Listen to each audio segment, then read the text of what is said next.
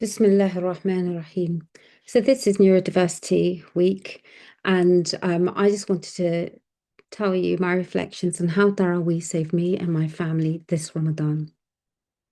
So I appreciate we're coming to the end of the month, and with this, I wanted to share some reflections. So we enter Ramadan with a lot of excitement, but also recognizing that there will be upheaval socially, spiritually, in terms of meal times, physiologically, and our entire routine is about to be reconfigured. Obviously, for neurodivergent families where routine and structure and low arousal environments are really important. This can sometimes be a source of trepidation. However, I would like to challenge that and say that for my family, and I recognize that every family is different, with differing profiles and needs and challenges and support networks. Ramadan is doubtlessly a period of enforced routine, safety, structure, and calm. Alhamdulillah. And what has Taraweeh done for us? Taraweeh has been providing on a daily basis 2 hours of complete peace, tranquility, and calm. It's been a form of protected, non negotiable rest and self love time because the ultimate form of self care and self love is to immerse yourself in the love and the remembrance of Allah subhanahu wa ta'ala. There is no peace or tranquility like it.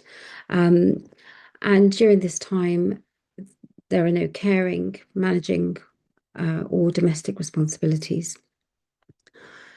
We indulge ourselves in the melodious recitation of the Quran. We know that it's causing those vibrations in those heart cells and the cardiomyocytes, that it's responding, every cell in the body is responding to that vibration. And that is bringing about a huge amount of relief and release and healing. We are present in the uplifting company of good souls, where our hearts are being connected, where the oxytocin is flowing freely, and in the presence of angels who are gathered around the recitation of the Quran. So we feel that deep sense of tranquility. We are in the gardens of paradise, where Allah's name is being mentioned and people are being forgiven. And I pray that Allah subhanahu wa ta'ala accepts it from all of us. Taraweeh for us has been a period of enforced structure and calm. There have been no bedtime battles or screen battles, no altercations between siblings, and no tired but wired kiddies who are either overstimulated or completely bored and struggling to switch off. It has given us between 7:30 and 9:30, 2 hours of grace where the routine, structure, and boundaries have been imposed by our faith, but also by the masjid and by the community. And it has brought us non negotiable peace. Verily, in the remembrance of Allah subhanahu wa ta'ala do hearts find rest. Ala bi dhikrillahi tatma'innal qulub. Of course, with the neurodivergence, we've been very lucky to have a masjid that's been so welcoming to the family. But also, we have had to go to the same mosque every single day and take up the same spot and know the same reciters and see the same faces, alhamdulillah, which is a blessing in itself and has made it accessible. And for the ADHDers, the novelty has come from a bit of banter, a bit of football outside the mosque, going for a late night coffee, or a bit of retail therapy at the local grocers across the road from the masjid.